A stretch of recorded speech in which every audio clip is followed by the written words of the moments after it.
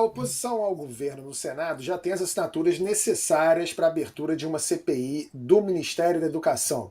Os senadores querem protocolar o requerimento amanhã, terça-feira. Na semana passada, vocês sabem, a Polícia Federal prendeu o pastor e ex-ministro da Educação, Milton Ribeiro, por suspeita de envolvimento com um grupo de pastores interessados no dinheiro do MEC.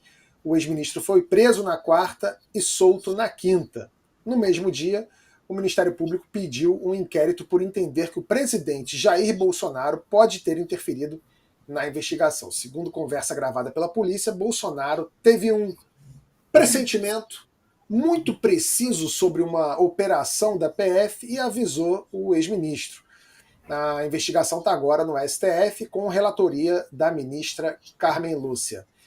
Isabela, a CPI do MEC sai ou não sai?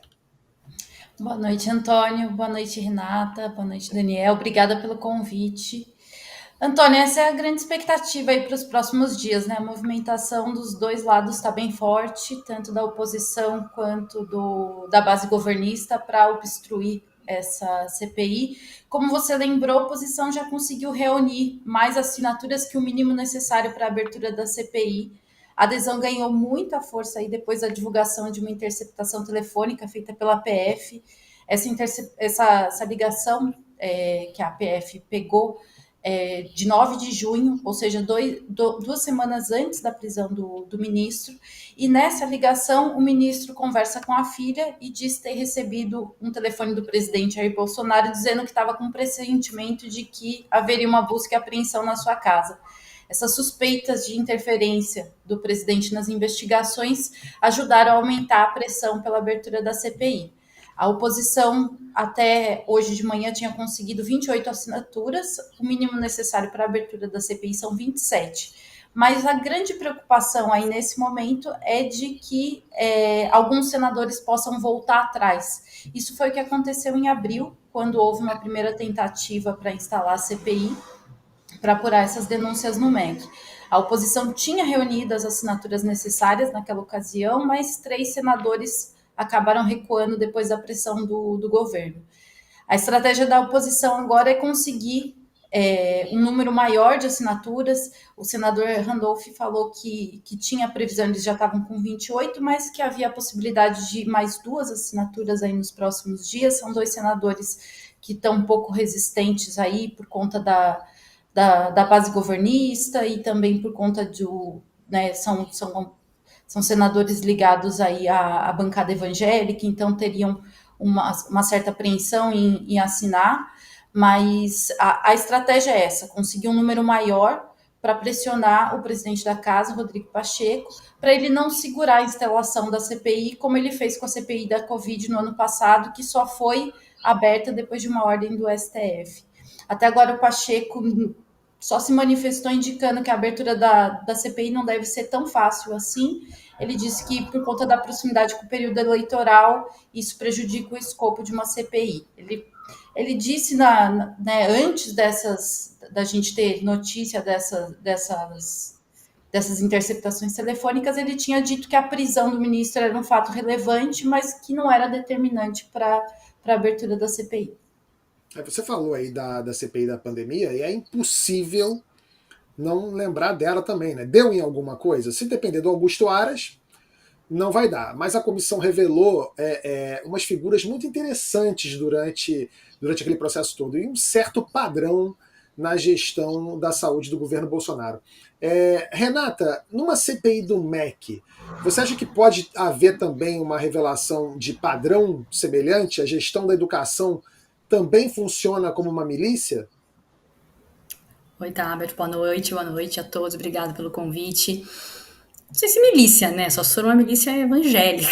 Não sei se a gente pode chamar de uma milícia, mas padrão tem, né? Padrão, principalmente, né, agora na gestão de Milton Ribeiro, né? Não é o mesmo padrão que a gente via, talvez, em Abraham Weintraub ou no primeiro-ministro Ricardo Vélez, né? Cada um teve ali a sua peculiaridade, né, se a gente pode dizer assim, tratando o MEC sempre como um local ali de centralizar a ideologia, né, do partido, do governo, e partidária e também ideológica, né? Um centro ideológico partidário, e que também tinha militares no começo. Não sei se vocês lembram, mas o Ricardo Vélez tinha uma briga lá entre os militares, os olavistas e os evangélicos, e aí depois veio Abraham Weintraub, falei, a altura não é o irmão dele, né? O Abraham Weintraub, que começou aquela coisa da balbúrdia, né? Xingava todo mundo, xingava estudante, xingava professor, era inimigo da educação, né? Pelo que parecia. E aí agora veio o padrão Milton Ribeiro, que é o evangélico de verdade, agora ganhou o local, né? Ganhou o MEC para ele. E aí o padrão era assim: eles sempre faziam reuniões ou nas prefeituras, em prefeituras de aliados do governo, ou então no MEC, em que os pastores eram os showmen, assim, desses eventos, eram eles ficavam lá na frente no palco, às vezes rezando, orando, né, como eles dizem, fazendo pregações. O Milton ficava ali sentadão como a figura importante, mas que não mandava em nada, só para chamar a atenção dos prefeitos e dos secretários de educação que iam nesses eventos, que às vezes eles reuniam prefeituras de uma região, então não ia um secretário apenas, iam vários secretários, vários integrantes das secretarias, porque acreditavam que nesses eventos eles conseguiriam, de alguma forma, liberar a verba que eles estavam esperando lá do FNDE, que é o órgão que consegue transferir, fazer algumas transferências de recursos que não são os recursos carimbados da educação, né? Por exemplo, para obras, para transporte escolar. Então, várias prefeituras têm processos lá, eles pedem recursos para suas cidades e demora pela burocracia, ou porque não tem um deputado ali ajudando. E aí eles faziam esses eventos em que os prefeitos acreditavam que iam conseguir, de alguma forma, receber essa verba que eles estavam esperando para algo, né, para um pleito da cidade. E aí, o que eles ganhavam, na verdade, era a Bíblia, né, de vez em quando. Ganhavam uma Bíblia e, se não colaborassem com os pastores, de alguma forma, recebiam também esses pedidos de propina, de ajuda, né, para os pastores, para a igreja, segundo eles, muitas vezes eles diziam para a igreja, em troca do que eles estavam pedindo, mas às vezes não era nem em troca do que eles estavam pedindo, né? Eu conversei com um dos prefeitos uma vez que me disse que ele queria dinheiro para creche e o que o pastor ofereceu para ele era uma escola de ensino técnico. Ele falou: eu não preciso de escola de ensino técnico na cidade, eu quero creche. Então, nesse caso, sequer a propina ajudaria, se ele tivesse pago, a propina ajudaria de alguma forma. Então, o padrão era sempre esse, né? O padrão de atuação. Reunia um evento, seja no MEC, seja nas cidades, cobrava propina, quem aceitava, levava, quem não aceitava, não levava. A reação do presidente Bolsonaro à prisão do Milton Ribeiro foi mudando conforme a história se desenrolava, né? No começo, ele fingiu que não era com ele, né? Largou a mão do ex-ministro, falou: não, se ele tiver algum mal feito, ele que resolva, etc.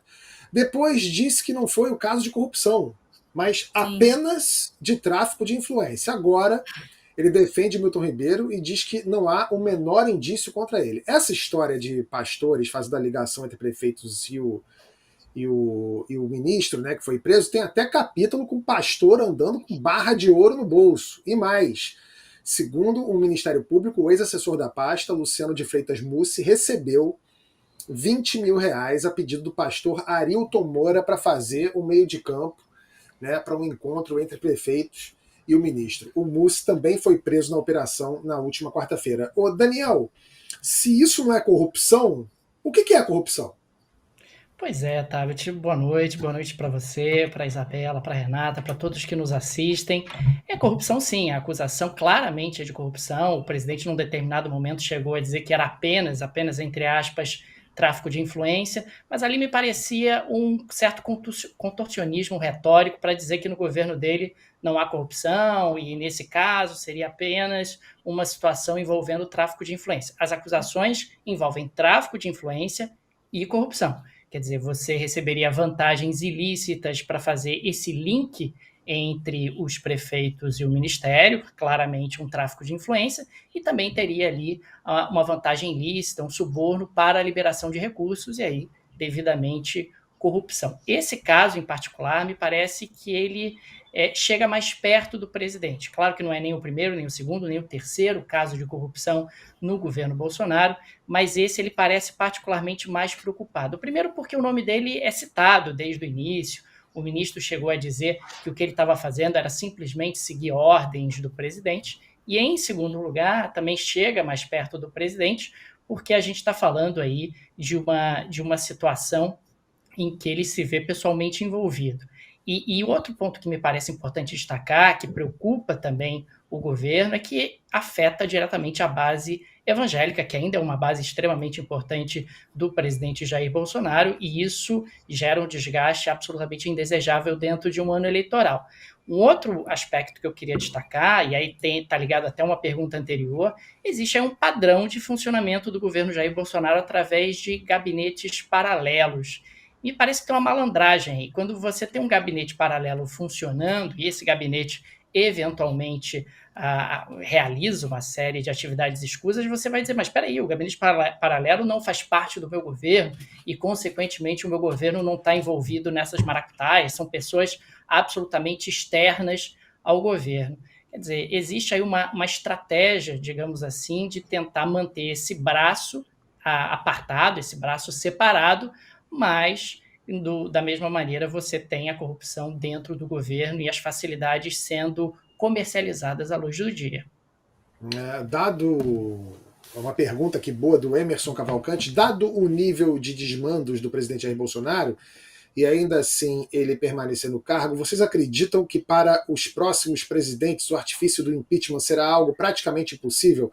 Afinal, sempre restará narrativa, né? Se vocês não empicharam Bolsonaro, por que eu seria empichado? O Isa, você acha que isso vai. A gente está esticando essa corda, assim, essa tolerância? Porque realmente, né?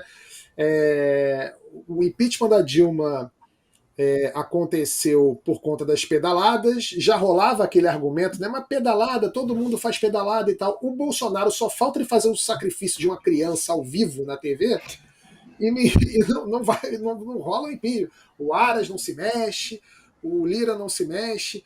A gente está criando um problema para o futuro? O que você acha? Tá, Beth, eu acho que sim, né? Acho que a Bolsonaro mostrou aí que a gente esticou bastante essa corda. Muita coisa foi tolerada, muita coisa não foi investigada, vários indícios foram colocados para baixo, muita coisa que precisava ter sido investigada não foi a fundo. Acho que isso cria um problema aí para a gente futuramente. Acho que esse caso do ministro também, né, mostra essa movimentação do Bolsonaro, que a princípio defendeu muito o Milton Ribeiro, falou que botava a cara no fogo, depois falou ele que responda pelos seus atos. Aí a hora que aparecem as ligações aí, as interceptações que mostram uma possível interferência dele, ele volta a defender o pastor. Eu acho que toda essa movimentação e como o Bolsonaro vai conduzindo essas crises políticas mostram o perigo, né? E como a gente precisa fortalecer nossas instituições.